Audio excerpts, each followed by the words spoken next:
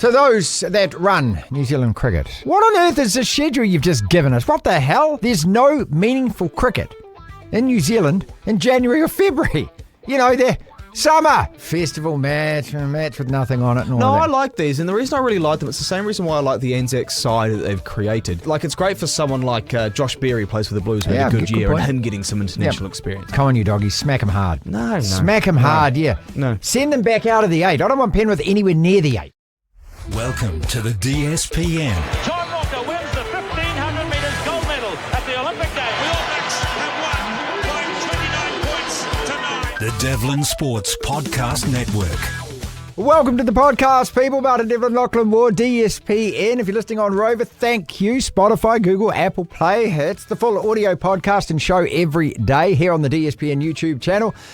Well, we take that podcast and we slice and dice it and we present it in 10, 12, 15-minute packages, just so that, you know, if you're sitting there looking for some sport to watch and think, oh, okay, yeah, there you go. If you like what you're looking at, if you like what you're listening to, then let somebody else know as well. We're almost 8,000 subscribers on YouTube, and we need to get to 10,000 before the end of the year. If you can help us out, simply by clicking the subscribe button, DSPN YouTube channel, it does help. Today, special guests include Rob Penny, Victoria's Crusaders coach. What a 12 months that man has had. Chris Jones talking about the Lions tour, our man from Rugby Pass. The Times and Sunday Times out of the UK. Lions played Argentina last weekend, then they play the Force this weekend. As always, we begin the show the same old way. And today, a little bit of a gripe about the summer of cricket schedule. Marty Sermons brought to you by WebWonks. Generate online leads with WebWonks. Doctors for your Google data. We live in an amazing, amazing world, and it's wasted on the crappiest generation of just spoiled idiots. An open letter to those that run New Zealand cricket, our most popular summer sport. Dear fishheads from New Zealand cricket, can we talk? Can we talk? Because as a lifelong, loyal, slowly losing the will to live fan of the Black Caps, I got one question for you. What on earth is the schedule you've just given us? What the hell? More holes in it than Zimbabwe's batting lineup. A marquee New Zealand summer, the press release cheesily roared. We're thrilled to build this exciting home summer of cricket, oozed the CEO. I've stared at it. I've turned it upside down. I've even tried to Rubik's Cube it. Yes, there's lots of T20s. Man, there's a lot of T20s. There's so many T20s, and then there's a whole lot of T20s, and then there's T20s, and then there's a couple of one-dayers, and then we get even more T20s. And all those T20s are against great opponents, I get that. But what about Test cricket and cricket during actual summer? You see, when you dig a little deeper through this press release and this schedule, there's no meaningful cricket in New Zealand in January or February. You know, the summer, January, February, summer. That thing we have every year when the sun shines and the pohutakawa bloom and normal people want to sit outside and sip something cold and watch the national team play a test match on a beautiful summer's day. What do we get? We get crickets. And I don't mean the bat and ball kind. A great yawning hole of nothingness between the 22nd of December and the 25th of March. That's summer. That's when we're meant to be playing cricket. That's 3 whole months of prime cricket weather where we get to enjoy absolutely no men's internationals at home. Again. Because this isn't the first time. It's been like this for years. Years, I'm saying. Is there some secret New Zealand cricket strategy to hide cricket from the public during the peak time that we actually want to watch it? Are we trialling reverse marketing? Absence makes the fan base grow fonder. Is that the plan?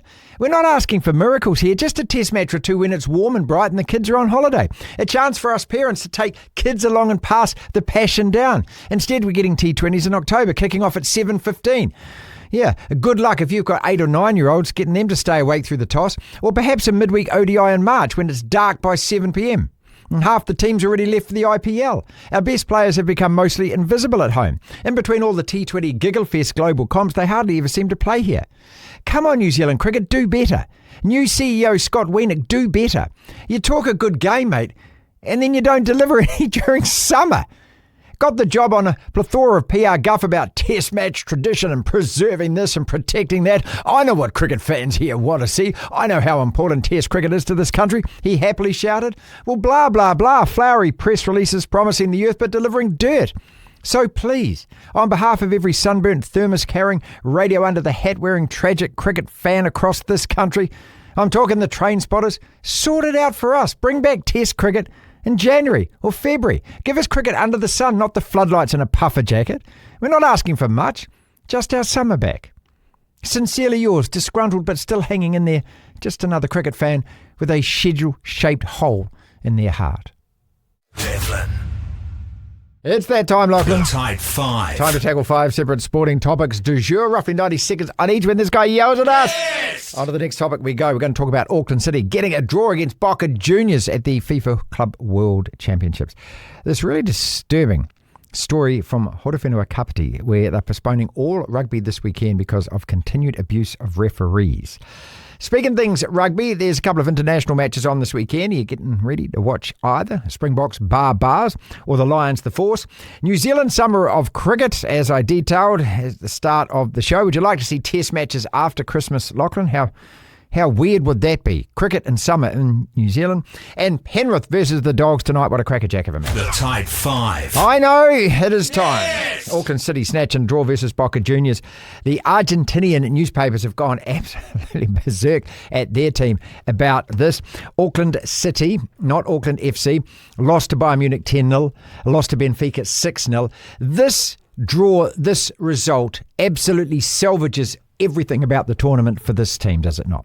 Isolating the draw against Boca Juniors is superb. It's an incredible result. Great result. That coupled with their third place finish in 2015, I think it was at the Club World Cup. 14 or 15, yeah. 14, yeah, I think you're right. That coupled with this, I mean, if you talked a single game, this is without a doubt the best result.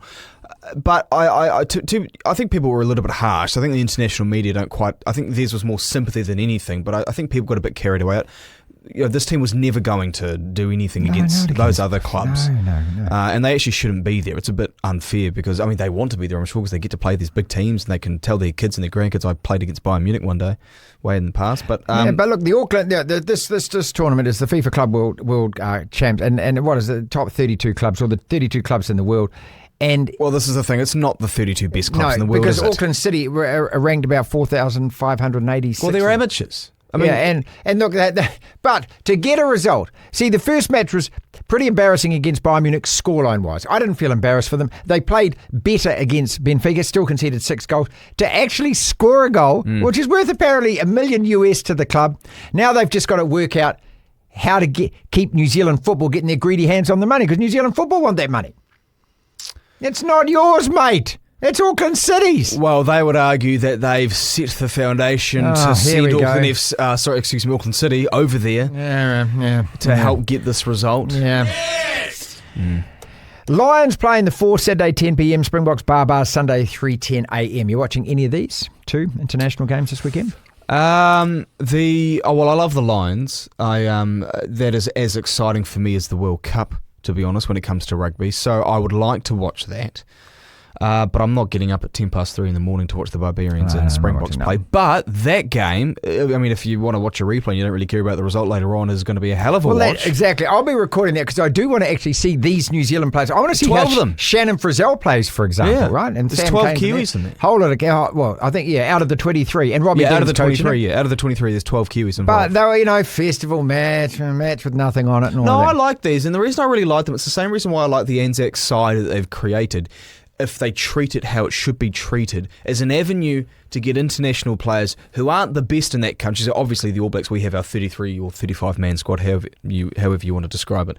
Outside of those, and even maybe a tier or 2 below the next sort of 10 who are fringe All Blacks anyway, it's a great avenue for those guys to get international experience. The problem is that, I love Sam Cane and I'm happy to see him play. Just a big boozy trip though. Well, sort of. I mean, it's great for someone like Josh Berry, plays for the Blues, who had a good year, and him getting some international experience. It's really and he's got a really tricky name to say. Jacob Reitamutavaiki Neepkins. I think I've got that totally wrong. Not bad. It's a very tricky name to pronounce, but he's involved as well, and he's a really exciting young player for the Highlanders. So that's where it's Lions Force. I'll be watching that game. I love the Lions too. Yes! Horowhenua Kapiti have postponed all club rugby this weekend. All rugby, all schoolboy rugby, everything, all college rugby, everything, because of continued abuse of referees. This has been going on for weeks in that part of the world. There's something really wrong. They put out all of a this. statement, the union did a month ago, I think it was, where they said that obviously a lot had been going on. They said if there's more abuse at referees, we're going to have to take some serious action, which they've done. And last week there was an incident where a referee had to get escorted to a car because... In this day and age in 2025, what the hell is going wrong with you if you have to abuse a referee like that? What's wrong in your... It's... Because it's your problem, it's not the I don't know. referee. It's not the referee. He's just doing his job. It's the same reason why there's a whole lot of people in a prison, or in prisons around the world. This world's full of different people, and there's people who, for whatever reason, they're wired a certain way to think that abusing a referee is a good thing to do. Well, I just want a big shout out to all the referees and all the Lions people in that part of the country who are obviously doing it out of love. They don't get paid to do it. There is no game. This is what the point of this is. There is no game without those guys and girls who want to actually officiate. So I don't know what to say. I mean, I'm not preaching here. I'm just saying there is no game. This is what's happened. There is no game. Games get cancelled. You just go and do something else. Yes! I don't know what the answer is. New Zealand summer of cricket. No test matches. New Zealand cricket's summer of cricket. New Zealand cricket's summer of cricket. There's no test matches after Christmas. And there's 2 months, almost 2.5 months. Nothing. Of nothing. They must be overseas. They must be, because this is obviously the home summer. Look, I like the schedule of the T20s, and look, we play England and Aussie and South Africa and a whole lot of T20s, and the West Indies are here for a big tour, all of that. But it's just over a month. You just feel like there's January and February is cricket season. I mean, that's when people are off work. That's when you got the time to watch. That's when the weather's best. Yeah, that's December's summer. unreliable. February, yeah, that's our summer. But the way the press release is reported, and it's just so slavishly reported that everything is so fantastic and the best summer ever and all the matches. Well, and then you look through and you go, well, hang on, the governing body's never going to be critical about their own release, are they? It's more that I haven't seen a huge amount, unless I haven't Is dug there a hard decent enough. reporter out there who can look at us and actually make the point media. that there is no bloody cricket in January and February? There's nothing really in the media saying, hold up, this doesn't make sense. Well, not that it doesn't make sense. It does make sense if you think about it, but this isn't right, that there's only one test series in New Zealand across the whole summer. And we're constantly told by New Zealand cricket that you love test cricket. Well, you don't. Well, this is the thing. They don't have any power. Zero. And they'll never admit it, but it is all down to the ICC, mainly the BCCI. It is all down to Well, we meant to have this everything tour, is scheduled. this whole World but Test none of it matters. None of it matters. The World Test Championship cycle for New Zealand starts with this West Indies Test Series, and then there's nothing on home soil for months. But for another year. It'd be nice if the CEO of New Zealand Cricket or the chairman or these people in high up roles sit there and go, you know what? We'd love more Test cricket here, but we don't really have that much control over it. Exactly. Come out and at least say it. Stop trying to fudge it. Yes! Tonight, Penrith Bulldogs. Who you got? A couple of stats and facts about this. Week 17, it's not round 17, week 17 of the NRL, okay? Yeah, it's round 17, yeah. Yeah, Panthers have won 3 in a row. The Bulldogs have won 5 of the last 6. Bulldogs top of the table, 28 points. The Panthers have snuck into the 8 on 17 points. They've just come back from beating the Wars. They get their 5 Origin players back. This is a hell of a match. Yeah, the Dogs get some Origin guys back as well. They do, but what a match. If you can stay up late, I get up at 4 o'clock in the morning, so it's a bloody late one to watch these games, but I'm going to try. I'll be watching it in bed. You'll fall asleep like you always do because you get up early as well. I get up at 3. But this is the marquee matchup of the round, and it's Thursday night. So if you've been hanging out for some good live sport to watch tonight, 9:50. Yeah, Panthers. They're on a roll. They're only 7 points off the top 4.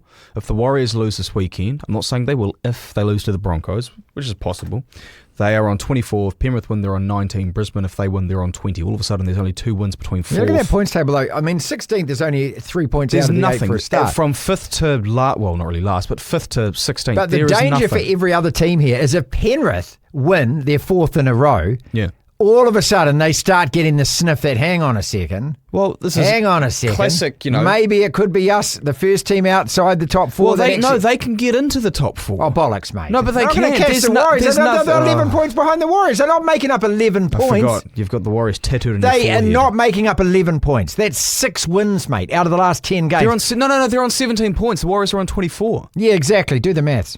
Well, if they win this weekend and the Warriors lose, hypothetically... 8 points, 7 points. Then there are only 5 points off the Warriors. Now, granted, that's 3 wins, but we're talking about the 4-time defending premiers here who are getting their guys back, who now can go on a bit of a sprint to the finish. Well, granted, Origin 3 kind of gets in the way, but they have things on their side. Come on, you doggies. Smack them hard. No. Smack them hard, yeah. No. Send them back out of the 8. I don't want Penrith anywhere near the 8.